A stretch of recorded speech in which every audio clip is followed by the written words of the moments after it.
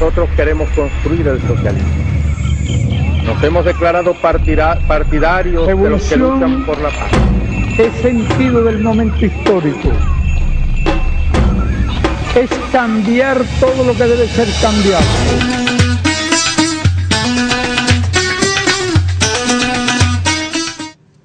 Bienvenidos compañeros y compañeras a otra jornada más de discusión, de debate político e ideológico. En este sentido, el día de hoy estaremos desarrollando el programa número 116, en el cual estaremos discutiendo, debatiendo un texto del camarada Carlos Marx, el cual se llama Miseria de la filosofía. El mismo, bueno, fue desarrollado, escrito por compañeros en el año 1847. Para eso estará aquí la compañera Cira Pascual, la compañera Ireri, el compañero Silvestre, mi persona Carlos Rodríguez, y el profesor que nos estará un poco orientando pues en la discusión del debate, el profesor Vladimir Lazo, al cual le vamos a entregar en este preciso instante el derecho de palabra para que bueno, nos haga allí alguna contextualización y un poco cómo estaremos orientando la discusión y el debate el día de hoy. Gracias, buenas tardes, agradecido de estar nuevamente con ustedes para conversar sobre este texto que es realmente de una gran importancia dentro de la producción de Marx, además como tantos otros textos, ¿no?, escritos por Marx.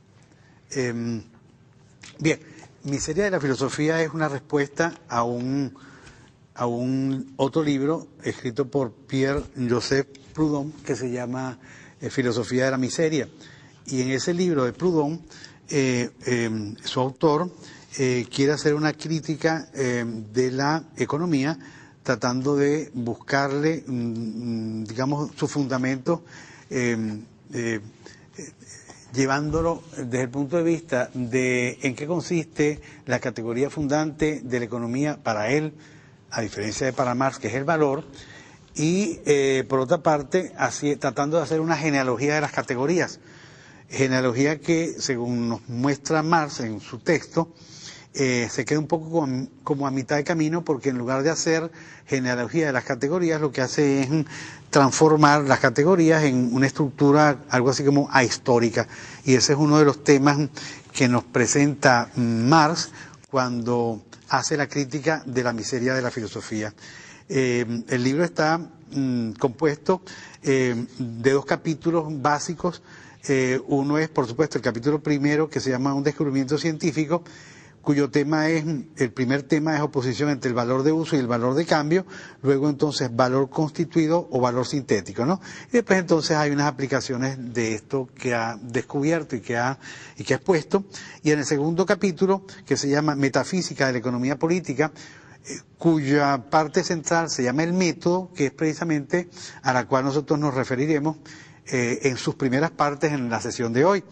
Y después hay unos apéndices. Después, claro, este segundo capítulo tiene otros temas que son derivados de los anteriores, pero entonces termina así, digamos, termina ese capítulo, y después hay unos apéndices que son la correspondencia de Marx con Proudhon y sobre Proudhon. Y entonces hay una carta de Marx a Proudhon, una carta de Proudhon a Marx, una carta de Marx a Anne Hoff, y una carta de Marx a Schweitzer, que es otro, digamos, de los interlocutores interesados en la discusión sobre Proudhon, porque Proudhon era un verdadero, digamos, activista político y activista intelectual, y que escribió, digamos, con toda la intención de hacer justamente crítica de la economía, y hacer crítica de la economía significaba también insertarse en algo que es propio del siglo XIX y que se presentó con mucha agudeza en el siglo XIX y no existía en el XVIII, que era la emergencia popular. Es decir, es el siglo en que emergen los poderes del pueblo como luchas por el socialismo, digamos, autoposición de las clases trabajadoras como sujeto histórico, que son algunos de los temas que construyen el siglo XIX en política. Nosotros tenemos el Manifiesto Comunista, que es un año posterior a este libro, a la Miseria de la filosofía, Y el libro de Proudhon es de 1846, un año antes, porque este libro es de 1847, La miseria de la filosofía. Y recordemos que el Manifiesto Comunista es 1848, y es el primer programa realmente político de la clase obrera, de la clase trabajadora, y marca, creo yo, un quiebre pues en toda la teoría política, porque de allí en adelante, desde el Manifiesto, que ya nosotros lo tenemos de alguna manera pronunciado desde los manuscritos del 44, manuscritos de París, de Economía y Filosofía, de 1844, ya nosotros tenemos allí los temas básicos con los cuales se construye pues toda esa teoría, mediante la cual la emergencia popular adquiere formas políticas, formas programáticas, vamos a decir, estrategias para la toma del poder. Entonces, La miseria de la filosofía es realmente un texto importante porque uno podría decir, uno de los textos que escribe Marx y que, vamos a decir, podrían haber servido, seguramente sirvieron también como desbrozar el camino para la exposición de las ideas plenamente revolucionarias y no las ideas revolucionarias o aparentemente revolucionarias. Pues hay que recordar también que Proudhon es el fundador del anarquismo junto con Bakunin y Kropotkin, ¿no? Y entonces es realmente un teórico y un político importante, concitó una cantidad de adhesiones y de fuerzas populares que lo acompañaron. Entonces Proudhon es un hombre realmente de buena recordación dentro de las causas mejores de la humanidad, a pesar de que, bueno, Marx aquí le hace unas críticas en algunos casos de suma dureza, pero efectivamente, bueno, nos toca a nosotros también evaluar y ver y digamos entender en qué consistieron las críticas y cómo se realizaron, ¿no? Profe, Silvestre tenía un aporte, pero yo quería brevemente mencionar, digamos, como lo que entiendo, y me corrige, como el marco amplio o la premisa, ¿no? Básicamente, en el texto Marx critica la concepción idealista de Proudhon y nos muestra que las relaciones sociales, entiendo yo, están íntimamente vinculadas a las fuerzas productivas, ¿no? También sí. Al establecer, también nos muestra Marx que al establecer los hombres las relaciones sociales con arreglo precisamente a su producción material, estas condiciones son las que crean las ideas, ¿no? Y no al revés. Pero sería básicamente como el marco amplio bajo el que estamos trabajando. Claro. No, una de mis preguntas iba en la misma dirección de Cira, ¿no? Y nos habla en la primera observación acerca de las categorías como un producto de la abstracción, como producto del movimiento de la razón pura y no como un resultado de la interacción de la realidad que construye y produce esas categorías. Nos gustaría que nos profundizara y nos diera su valoración acerca de cómo se obtienen las categorías a partir del movimiento social y no a partir del movimiento de la razón, que es como lo explica Mare en la primera observación. Ya, eso es creo yo el hueso más duro de este libro, o sea, creo yo el centro teórico del libro, ¿no?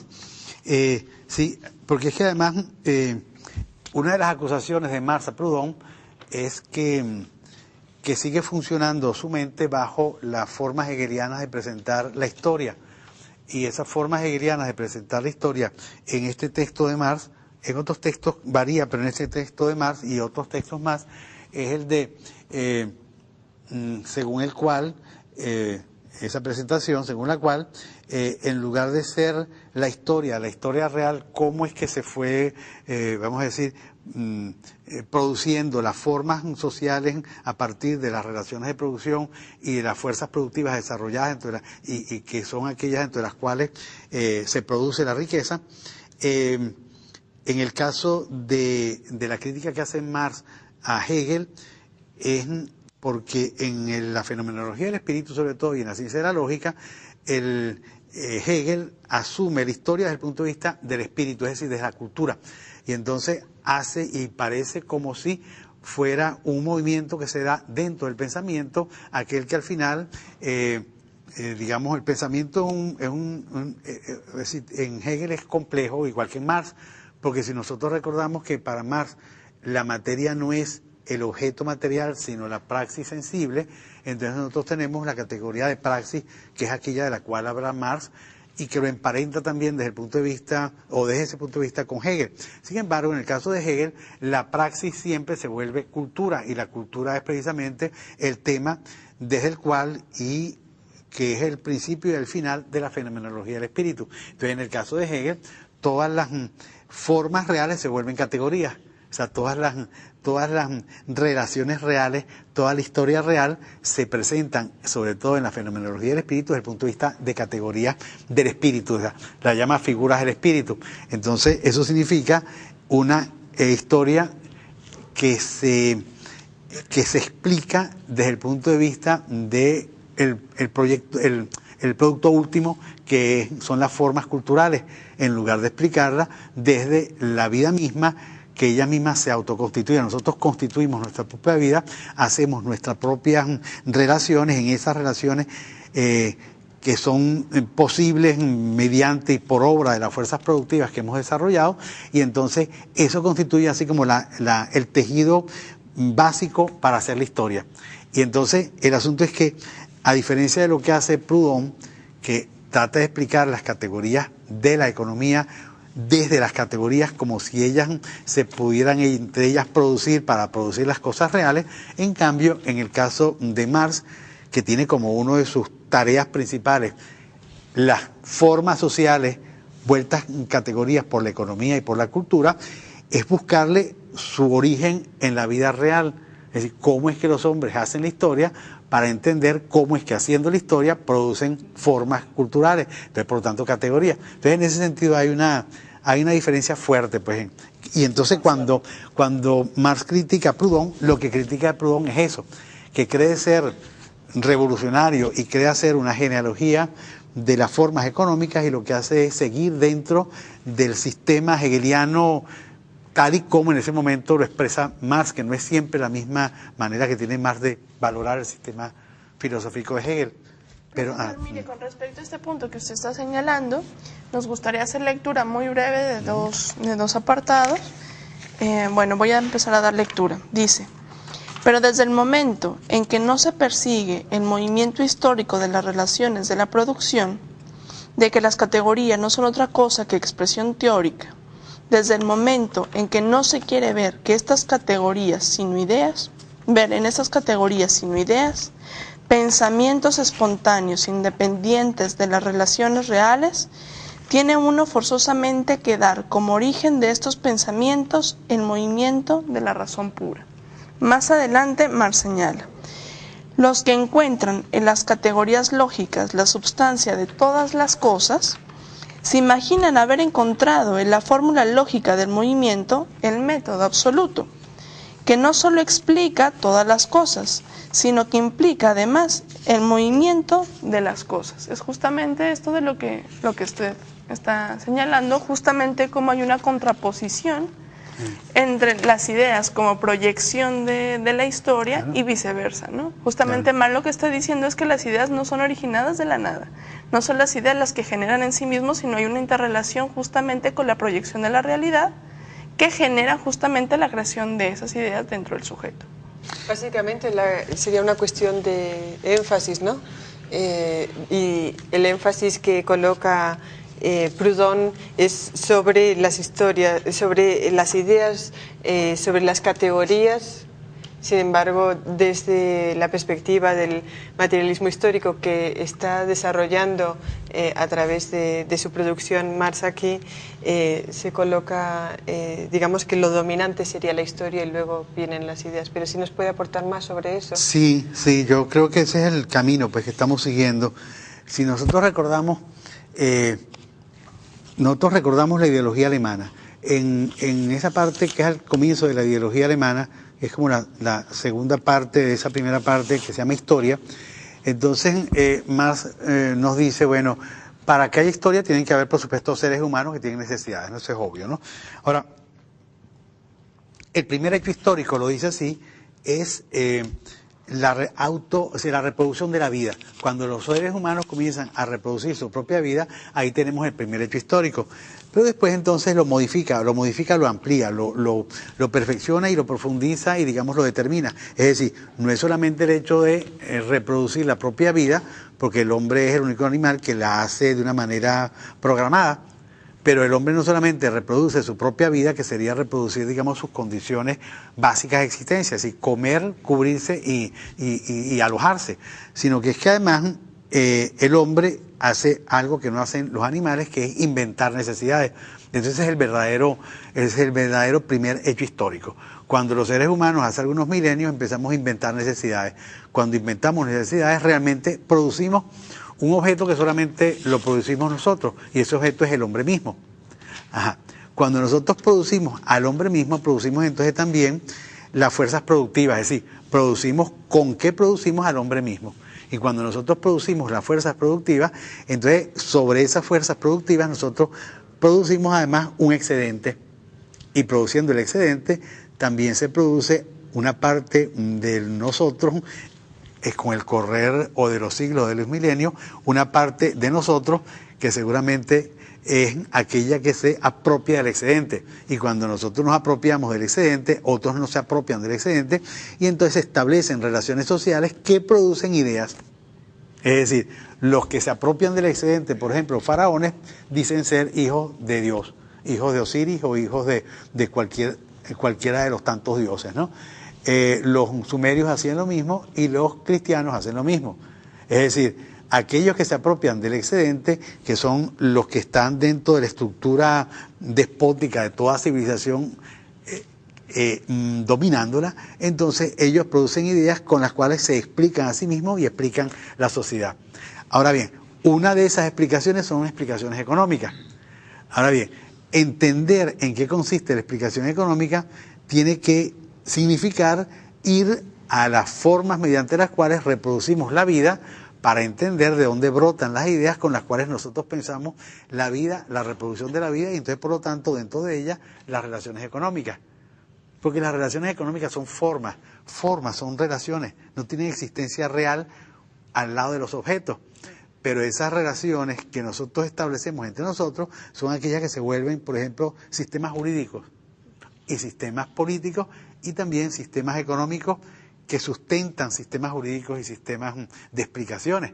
Entonces, si uno toma las ideas en sí mismas y entonces uno hace algo así como hilación de ideas, uno pierde justamente la base sobre la cual las ideas se producen, que es justamente la realidad, que es cómo nosotros reproducimos nuestra vida.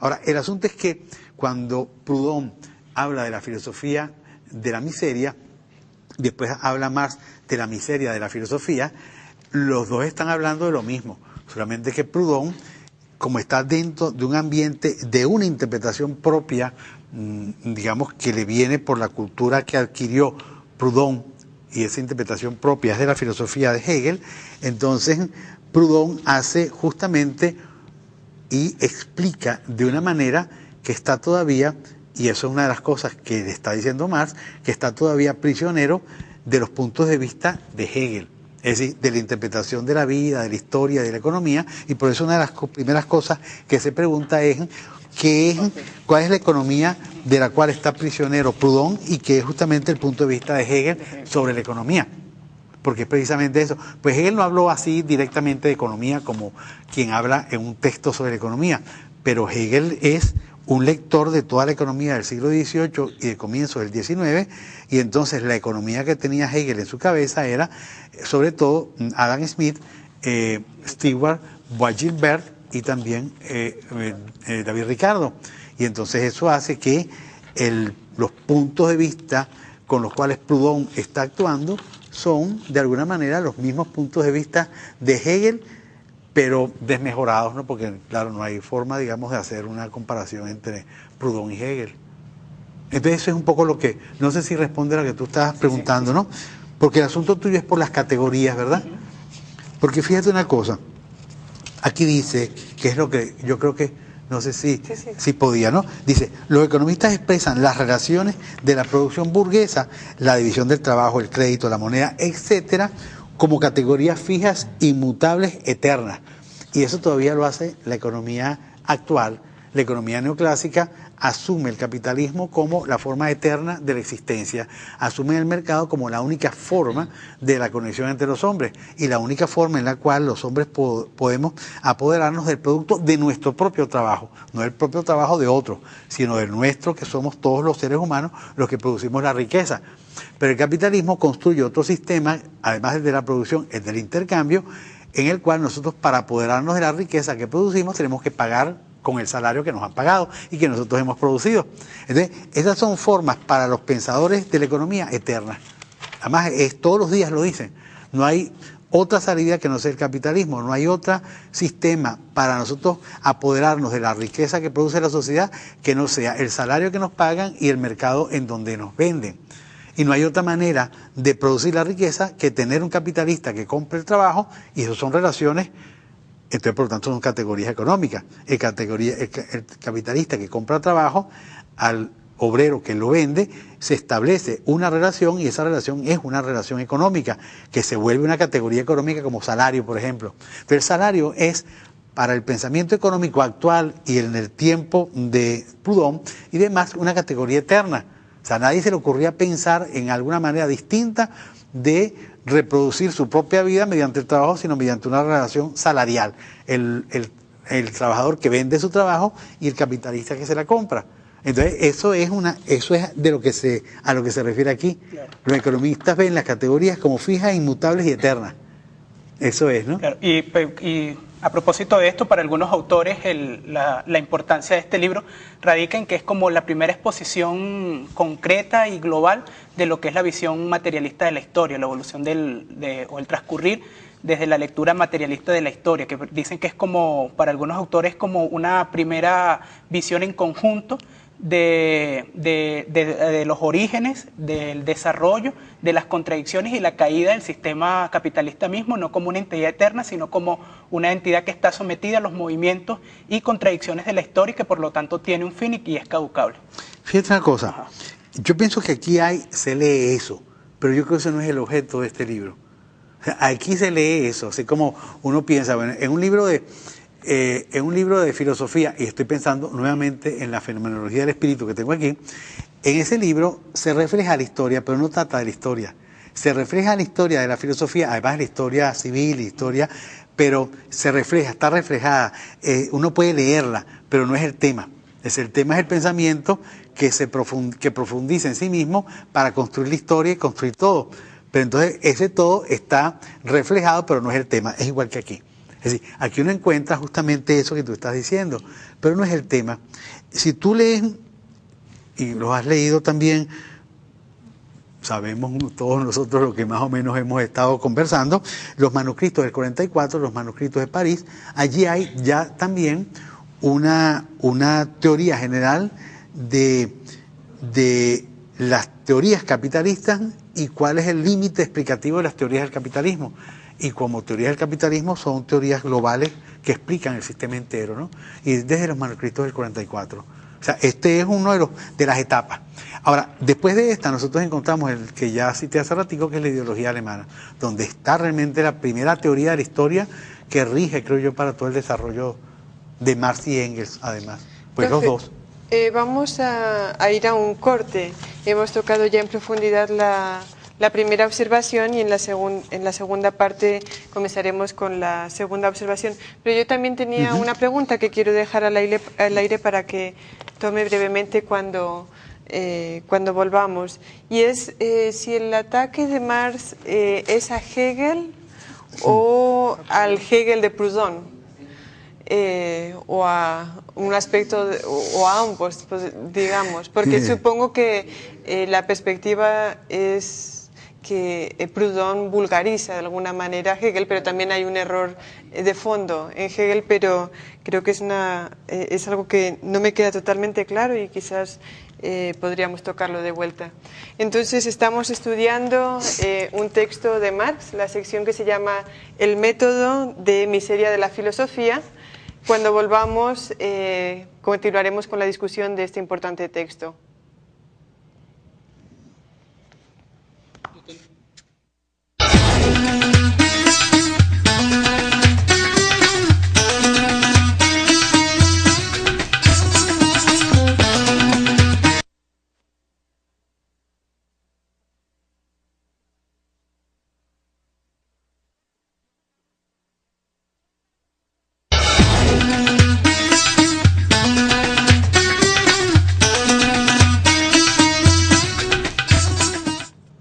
estamos de vuelta con su programa Escuela de Cuadros y bueno, estamos tratando el texto Miseria de la Filosofía del camarada Carlos Marx. Había quedado una pregunta en el aire, profesor, un poco la vamos a retomar, y era, bueno, ¿a quién iban dirigidos los ataques, ¿no?, que se desarrollan en este texto? Si era Hegel o al Hegel de Proudhon. Entonces ahí le dejamos la palabra para que usted en ese sentido clarifique. Diga algo. Sí. Bien. Claro, uno ve una parte, digamos, de lo que Marx escribe, y yo creo que eso es inevitable, al Hegel de otros hegelianos, ¿no? Es decir, la ideología alemana está dirigida sobre todo a Bruno Bauer y a Max Stirner, ¿no?, que son dos neo-hegelianos de izquierda. O sea, hay la escuela hegeliana, es decir, sí, hay dos escuelas hegelianas básicamente. O sea, después de la muerte de Hegel, el hegelianismo, en tal caso que existía, se dividió en dos interpretaciones, una interpretación, vamos a decir, conservadora y una interpretación de izquierda, ¿sí? Son los hegelianos de la izquierda, ¿no?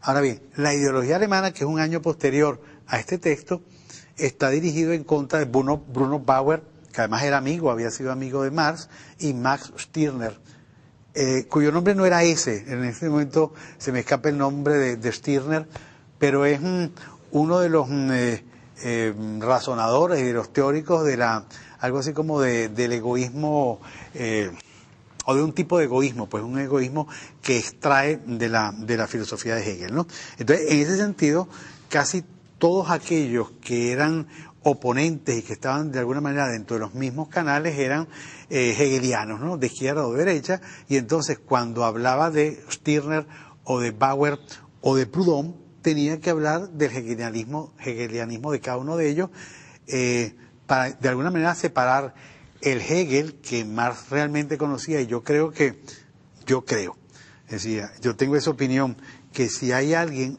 pero no es el único, gran hegeliano es Marx, pero en otro sentido, en sentido, digamos, porque hay dos maneras, digamos, de serlo, ¿no?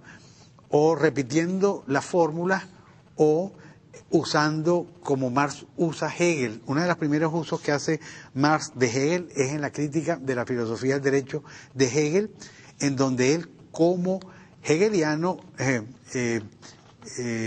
utiliza lo que su hegelianismo de formación contra el propio Hegel, que no es lo que hacen los demás.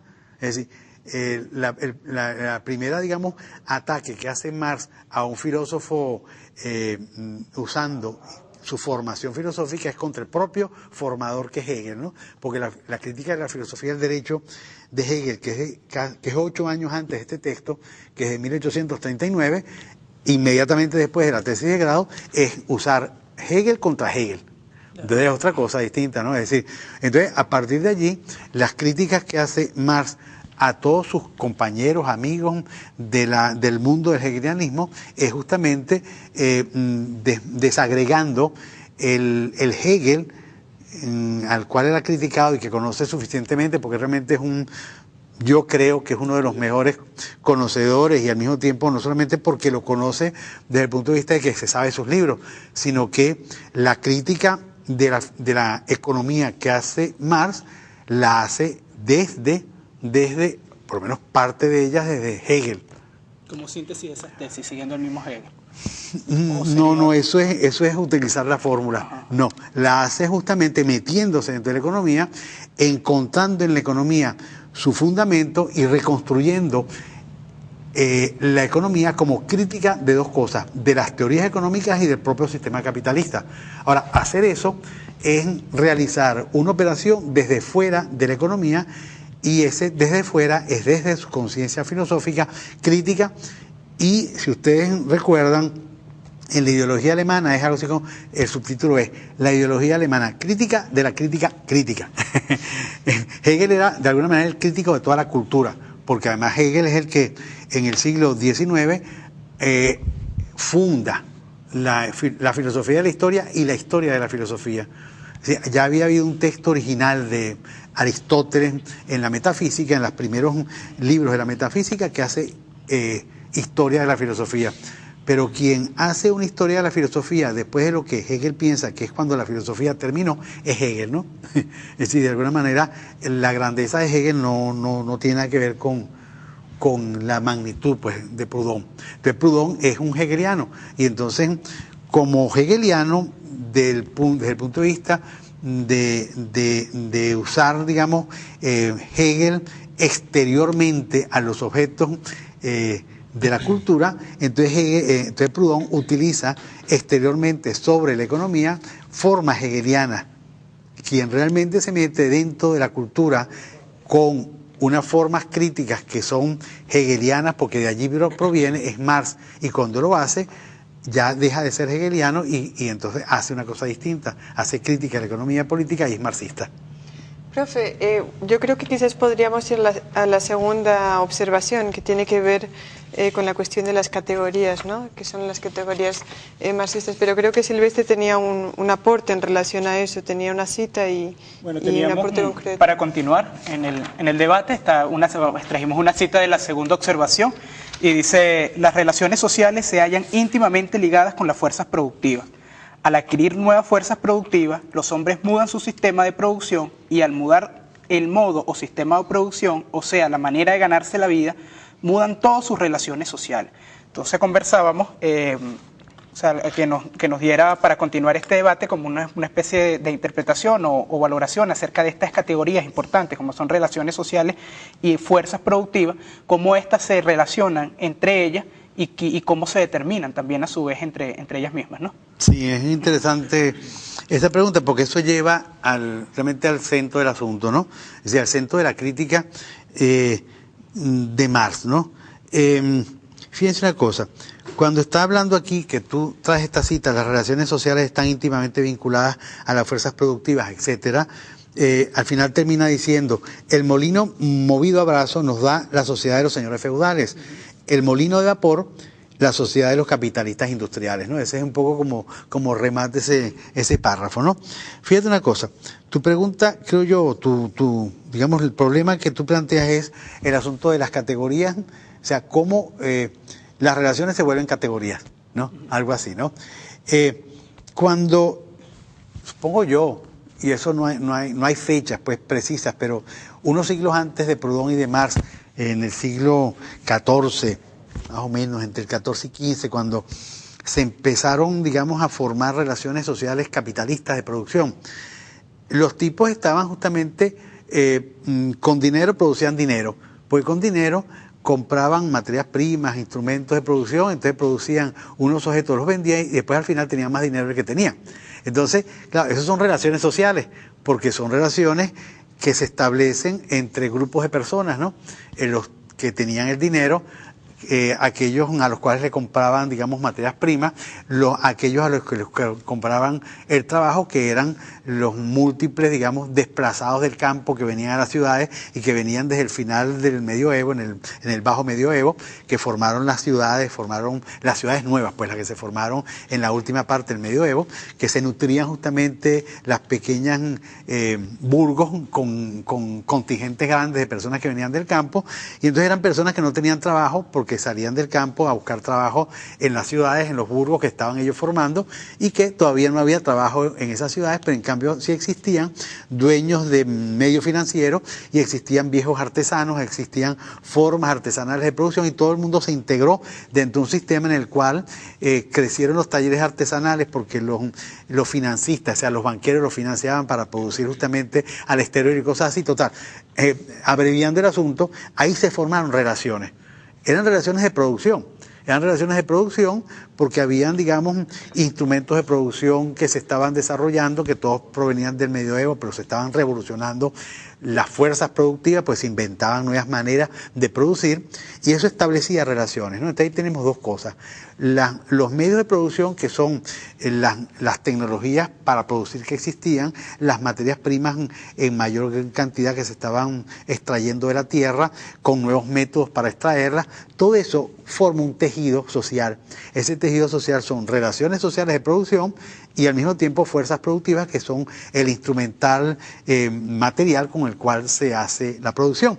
Entonces, eso tiene una vida que es la vida de la misma sociedad que produce y reproduce su vida haciendo ese tipo de cosas, produciendo mercancías, es decir, produciendo necesidades, produciendo estas mercancías para satisfacer necesidades, al mismo tiempo invirtiendo los dueños de los capitales su dinero para producir más dinero, produciendo mercancías y vendiéndolas. Entonces todo eso produce un entramado de relaciones sociales y de formas o modos de producir, son fuerzas productivas. Después entonces en el siglo XVII y XVIII la gente empieza a pensar, es decir, los teóricos empiezan a tratar de entender cómo es que los ricos hacen riqueza, porque los ricos medievales son distintos a los ricos capitalistas. Los ricos medievales tenían como riqueza sus castillos, sus aldeas, sus esclavos o sus siervos, la gente que trabajaba para ellos, y entonces la riqueza se sabía dónde provenía, porque los siervos sabían que un tiempo trabajaban para el Señor y un tiempo para ellos. Entonces sabía que la riqueza del Señor, además de las correrías y las vagancias mediante las cuales ellos iban de expedición a quitarle los feudos a otros señores feudales, de quitarle las aldeas y todo eso, había otra parte que era el trabajo de los campesinos. Entonces todo el mundo sabía dónde venía esa riqueza. Pero cuando un grupo de personas que tienen dinero, es decir, que vienen poco de la banca del asunto, invierten su dinero comprando trabajo y comprando mercancías y produciendo objetos útiles para venderlos, y al final tienen más dinero que el que tenían antes, entonces la pregunta es ¿de dónde sale ese exceso de dinero por encima del que tenían al principio? ¿Cómo hacen para producir dinero solamente teniendo dinero? Porque ellos no trabajaban, ¿no? Ni salían de correrías como los señores feudales, ¿no? Sino que ellos en las ciudades invertían el dinero y al año siguiente tenían más dinero. O sea, ese es uno de los enigmas desde los cuales los pensadores económicos empezaron a tratar de investigar de dónde sale el dinero en exceso que tenían los capitalistas por encima del que tenían al principio de los procesos, de los ciclos económicos. Que además no existía idea de ciclo económico, es un asunto del siglo XVIII, que la cosa fuera un sistema circular anual de transacciones y al final del año habría más dinero del que había al principio. O sea, ¿de dónde sale eso? ¿De dónde sale eso? Es preguntarse cuáles son las relaciones que establecen los hombres entre sí para hacer eso. ¿Me explico? Entonces, ¿qué significa eso? Que cuando empiezan a razonar y a producir y a investigar y a situar y a identificar formas de la sociedad, lo que están haciendo es inventando categorías económicas. La categoría de población, la categoría de clases sociales, la categoría de factores de producción. Es decir, por ejemplo, para la economía bastantes factores: tierra, trabajo y capital. Es una cosa del siglo XVIII. Es identificar eso en el mundo de la práctica esa productiva, es un esfuerzo intelectual. Ese esfuerzo intelectual es una de las cosas que nos aparece en la primera observación cuando dice cómo se construyen las categorías. Se construyen justamente observando y al mismo tiempo sacándole el contenido al mundo real y transformándolo en pensamientos, en definiciones sobre el mundo real. Abstracción de la realidad. Exactamente, se hacen abstracciones cada vez más grandes y al final tú tienes un mundo de objetos abstractos que son las categorías, que entonces tú los conectas entre ellos, entonces tú tienes el mundo de la realidad vuelto categoría teórica. El asunto es no confundirse y no creer que después que tú tienes las categorías sobre la realidad, pretender que esas categorías son las que producen la realidad. Y ese es el problema de Proudhon. Que eso es lo que él piensa que sucede. Es la realidad la que produce las categorías. No, que es la categoría la que producen después la realidad, es lo que piensa Proudhon. Que es al revés. Exacto, y que es al revés. Es que la realidad, nosotros en nuestra vida, inevitablemente los seres humanos nos relacionamos, construimos relaciones. Las relaciones tienen un asunto básico que son todas, y tienen todas una base que es reproducir nuestra vida. Porque no podemos establecer relaciones sin haber establecido relaciones previas para reproducir nuestra vida material, vivir, continuar en el mundo material y construir y seguir viviendo. Para hacer eso nosotros establecemos relaciones y cuando establecemos esas relaciones que se vuelven estables, bueno, hay quien piensa, mira, estamos haciendo esto permanentemente así y cuando lo estamos haciendo permanentemente así, definimos eso y entonces definimos eso a diferencia de otros comportamientos. Entonces construimos categorías. Cuando construimos un mundo suficientemente nutrido, organizado y coherente, tenemos una teoría. Cuando tenemos esa teoría, como normalmente son tan bonitas y tan bien construidas, creemos que las teorías son las que producen la realidad. Y eso es un poco lo que interpreta Proudhon, según Marx. Entonces, eso es más o menos lo que yo no sé si... Ahora bien, profe, en torno al que andamos con la discusión, un poco para profundizar el tema de las categorías. En la cuarta observación, Marx plantea que como otro de los elementos que enumera es que para Proudhon toda categoría económica tiene como un lado bueno y un lado malo. Entonces me gustaría un poco que nos explicara o que nos ejemplificara. Y él hace una ejemplificación con el tema de la esclavitud y tal vez que nos los explique para comprenderlo mejor. Es buena la esclavitud, por ejemplo, porque hay un poco de gente que vive siendo esclavo. Si no fuera esclavo se moriría, ¿no? Y entonces, claro, la cosa buena de la esclavitud es que, bueno, la gente no se muere de hambre, ¿no? Lo malo es que se vive, pero a fuerza de látigos, ¿no? Entonces, claro, Proudhon piensa que la esclavitud tiene un lado bueno y un lado malo, como todas las demás cosas de la vida, ¿no? Y entonces, por supuesto, el capitalismo también tiene un lado bueno y un lado malo. El lado bueno es que hay unos tipos que viven la gran vida, ¿no? Y que además esos tipos, bueno, inventan cosas lindas para vivir y tal. Después entonces hacen yates. Y esa es la vida, la parte linda de la vida, ¿no? Pero hay otros que no. Y los otros que no son esas. Pero entonces yo lo decía porque, por eso, esta cita que dice aquí, al final, creo que es la carta que le escribe a Schweitzer, ¿no? Schweitzer, ¿no? Le dice algo así como dice, refiriéndose a Proudhon, dice, al igual que el historiador Raumer, el pequeño burgués consta de, por una parte y por otra parte, es decir, el lado bueno y el lado malo, ¿no? Como tal, se nos aparece en sus intereses económicos y por consiguiente también en su política y en sus concepciones religiosas, científicas y artísticas. Así se nos aparece en su moral y en todo. Es la contradicción personificada, y si por añadidura es, como Proudhon, una persona de ingenio, pronto aprenderá a hacer juegos de manos con sus propias contradicciones y convertirlas, según las circunstancias, en paradojas inesperadas, espectaculares, ora escandalosas, ora brillantes. El charlatanismo en la ciencia y la contemporaneización en la política son compañeros inseparables de semejante punto de vista. A tales individuos no les queda más que un acicate, la vanidad. Como a todos los vanidosos, solo les preocupa el éxito momentáneo, la sensación. Y aquí es donde se pierde indefectiblemente ese tacto moral que siempre preservó a un Rousseau, que es realmente un verdadero gigante, ¿no? O sea, leerse realmente el contrato social es realmente una aventura interesantísima, importantísima de comprensión de en qué consiste la Asamblea Popular, el poder constituyente, el poder soberano, y en qué consiste en la mente de Rousseau que eso se vuelva justamente política permanente de un Estado. Por eso Rousseau al final termina como algo que ya existía antes, que era la política norteamericana, que según Rousseau se elige cada 4 años un rey. Es decir, sustituye el rey de Francia por el rey norteamericano que está elegido por el pueblo. El rey absoluto por un rey circunstancial. Un rey circunstancial y tal, ¿no? Entonces, siguiendo entonces con lo que tú estás diciendo, ¿no? Fíjate una cosa, aquí dice el lado bueno y el lado malo, ¿no? Cuando, si tú, el asunto no es, porque también lo sabía Proudhon, que el capitalismo, por supuesto, tiene un lado bueno y un lado malo.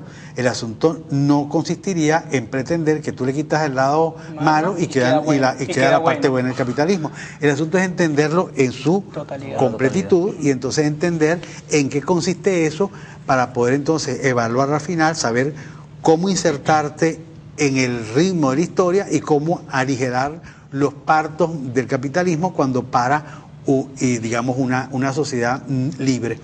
Esa sería una de las tendencias que nos aparecería en Marx y uno lo encuentra en...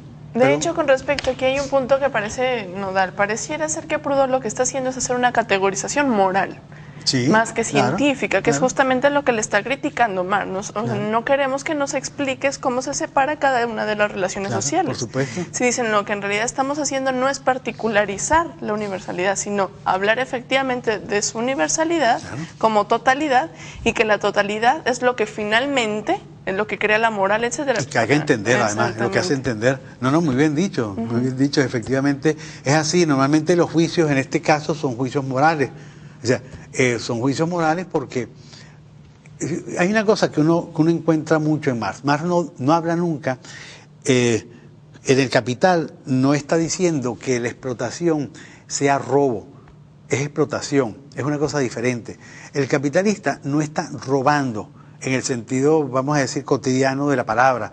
No sale a robarle a nadie, todo lo contrario, es un sistema en el que él se aprovecha de una cosa muy propia de la estructura del capitalismo. Se aprovecha de que la fuerza de trabajo tiene un valor, y ese valor es lo que ella cuesta, es decir, lo que cuesta como mercancía, y lo que cuesta toda mercancía es lo que cuesta producirla y más nada, y eso se le paga al trabajador, lo que cuesta reproducirse él como individuo, además como clase, porque además eso ya viene del siglo XVIII.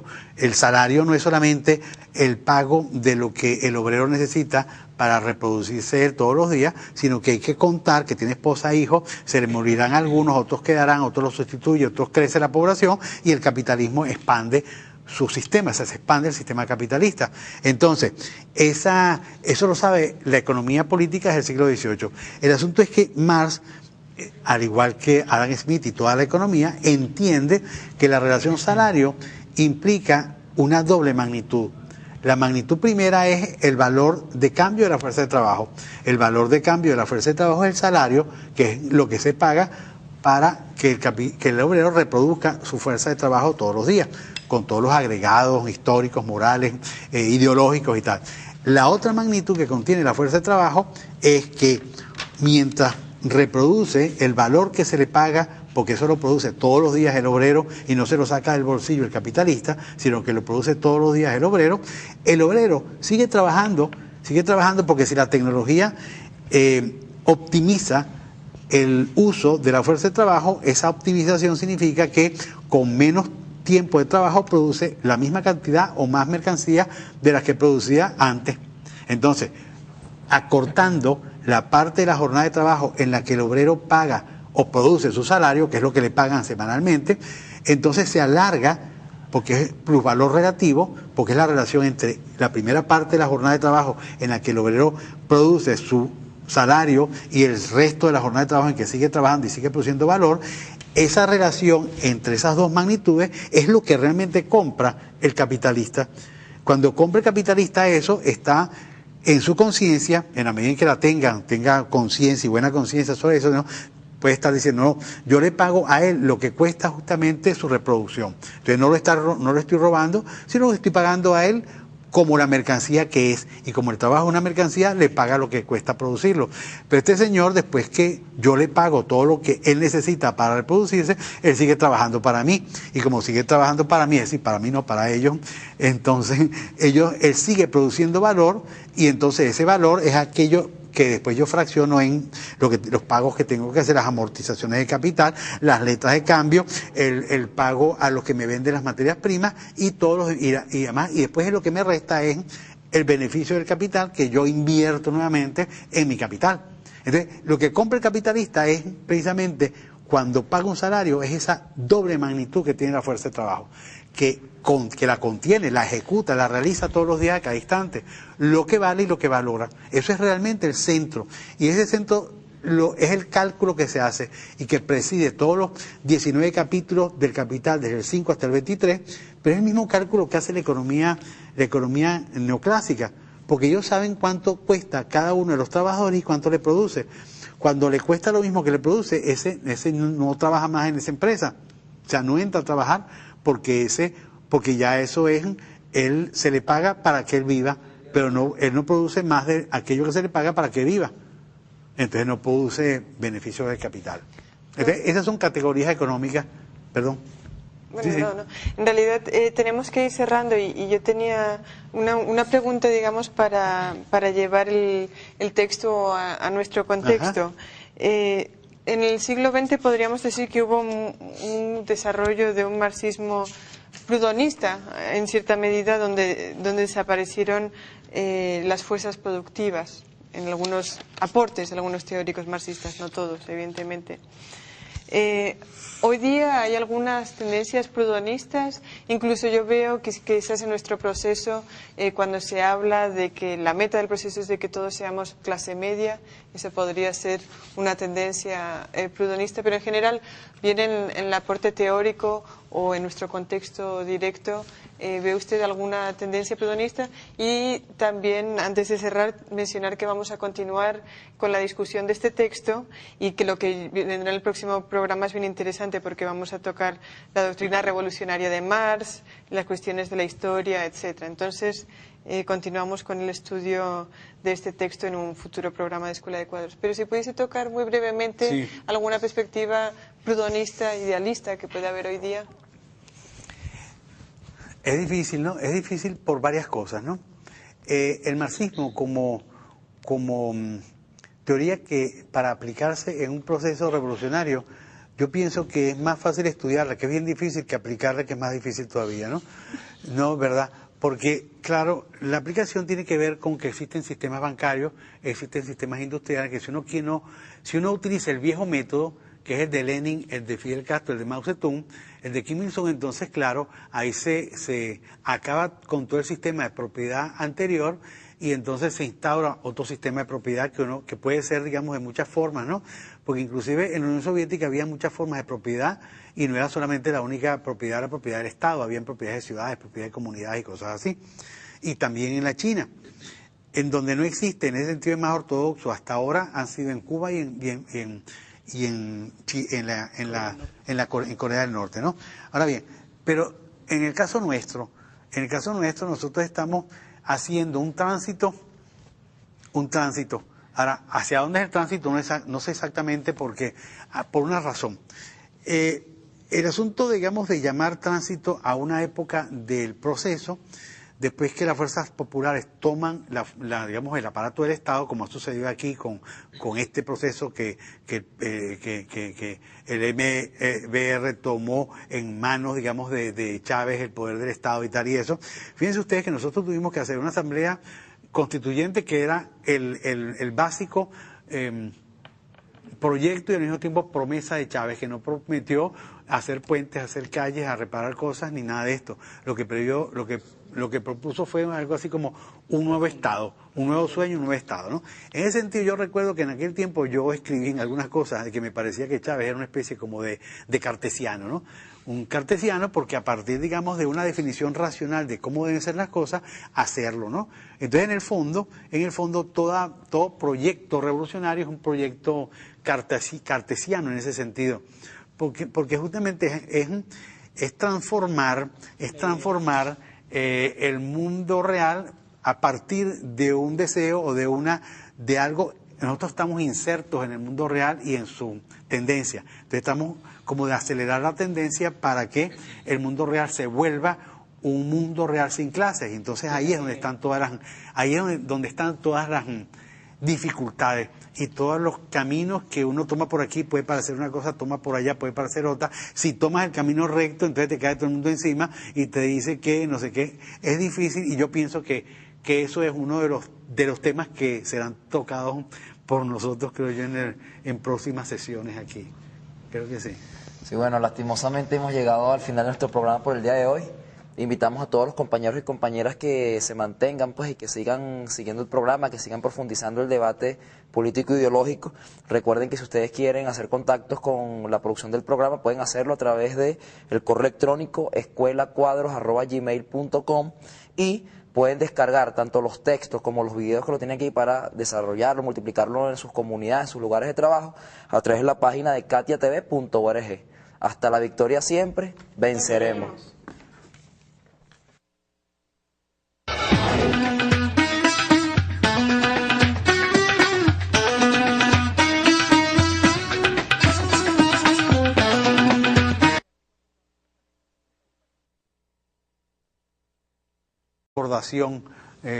Dentro de las causas mejores de la humanidad, a pesar de que, bueno, Marx aquí le hace unas críticas, en algunos casos de suma dureza, pero efectivamente, bueno, nos toca a nosotros también evaluar y ver y digamos, entender en qué consistieron las críticas y cómo se realizaron, ¿no?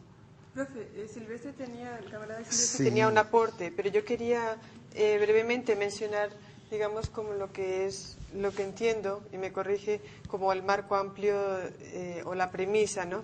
Básicamente, en el texto Marx critica la concepción idealista de Proudhon y nos muestra que las relaciones sociales, entiendo yo, están íntimamente vinculadas a las fuerzas productivas, ¿no?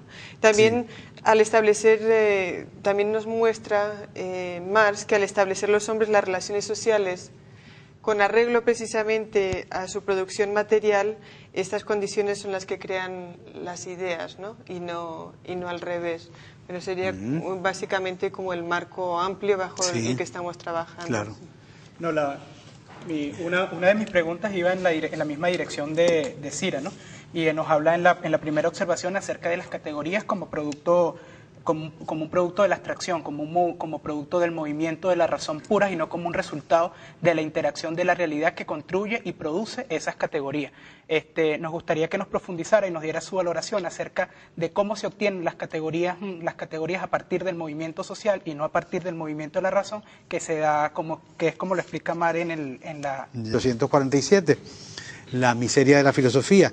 Y recordemos que el manifiesto comunista es 1848, y es el primer programa realmente político de la clase obrera, de la clase trabajadora, y marca, creo yo, un quiebre pues en toda la teoría política, porque de allí en adelante, desde el manifiesto, que ya nosotros lo tenemos de alguna manera pronunciado desde los manuscritos del 44, manuscritos de París, de Economía y Filosofía, de 1844, ya nosotros tenemos allí los temas básicos con los cuales se construye pues toda esa teoría,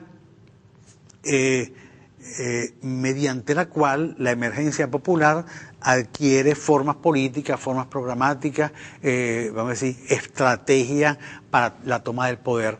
Entonces, la miseria de la filosofía es realmente un texto importante porque es, uno podría decir, uno de los textos que escribe Marx y que, vamos a decir, podrían haber servido, seguramente sirvieron también como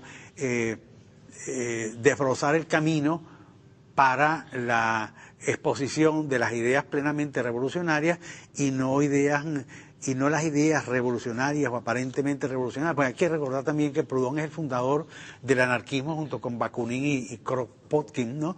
Y entonces es realmente un teórico y un político importante, concitó una cantidad de adhesiones y de fuerzas populares que lo acompañaron. Entonces Proudhon es un hombre realmente de buena reconstrucción. Otros temas que son derivados de los anteriores, pero entonces termina así, digamos, termina ese capítulo y después entonces hay unos apéndices que son la correspondencia de Marx con Proudhon y sobre Proudhon. Y entonces hay una carta de Marx a Proudhon, una carta de Proudhon a Marx, una carta de Marx a Anne Hoff y una carta de Marx a Schweitzer, que es otro, digamos, de los interlocutores interesados en la discusión sobre Proudhon, porque Proudhon era un verdadero digamos, activista político y activista intelectual, y que escribió, digamos, con toda la intención de hacer justamente crítica de la economía, y hacer crítica de la economía significaba también insertarse en algo que es propio del siglo XIX y que se presentó con mucha agudeza en el siglo XIX y no existía en el XVIII, que era la emergencia popular. Es decir, es el siglo en que emergen los poderes del pueblo como luchas por el socialismo, digamos,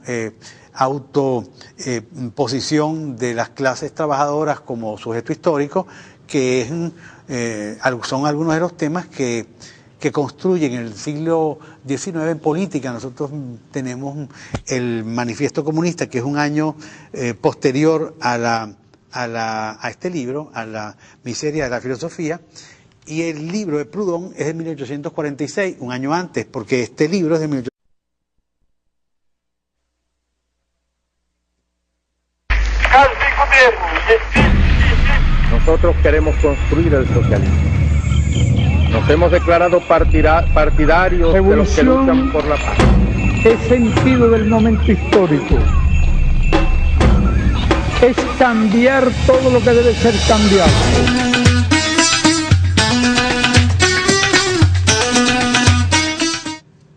Bienvenidos compañeros y compañeras a otra jornada más de discusión, de debate político e ideológico. En este sentido, el día de hoy estaremos desarrollando el programa número 116, en el cual estaremos discutiendo, debatiendo un texto del camarada Carlos Marx, el cual se llama Miseria de la filosofía. El mismo, bueno, fue desarrollado, escrito por compañeros en el año 1847. Para eso estará aquí la compañera Cira Pascual, la compañera Ireri, el compañero Silvestre, mi persona Carlos Rodríguez, y el profesor que nos estará un poco orientando pues en la discusión del debate, el profesor Vladimir Lazo, al cual le vamos a entregar en este preciso instante el derecho de palabra para que bueno, nos haga allí alguna contextualización y un poco cómo estaremos orientando la discusión y el debate el día de hoy. Gracias, buenas tardes, agradecido de estar nuevamente con ustedes para conversar sobre este texto, que es realmente de una gran importancia dentro de la producción de Marx, además como tantos otros textos, ¿no?, escritos por Marx. Bien, Miseria de la filosofía es una respuesta a un otro libro escrito por Pierre-Joseph Proudhon que se llama Filosofía de la miseria. Y en ese libro de Proudhon, su autor quiere hacer una crítica de la economía, tratando de buscarle, digamos, su fundamento, llevándolo desde el punto de vista de en qué consiste la categoría fundante de la economía para él, a diferencia de para Marx, que es el valor, y por otra parte, tratando de hacer una genealogía de las categorías. Genealogía que, según nos muestra Marx en su texto, se queda un poco como a mitad de camino, porque en lugar de hacer genealogía de las categorías, lo que hace es transformar las categorías en una estructura algo así como ahistórica. Y ese es uno de los temas que nos presenta Marx cuando hace la crítica de la miseria de la filosofía. El libro está compuesto de dos capítulos básicos. Uno es, por supuesto, el capítulo primero, que se llama Un descubrimiento científico, cuyo tema el primer tema es oposición entre el valor de uso y el valor de cambio, luego entonces valor constituido o valor sintético, ¿no? Y después entonces hay unas aplicaciones de esto que ha descubierto y que ha expuesto. Y en el segundo capítulo, que se llama Metafísica de la economía política, cuya parte central se llama el método, que es precisamente a la cual nosotros nos referiremos en sus primeras partes en la sesión de hoy. Y después hay unos apéndices. Después, claro, este segundo capítulo tiene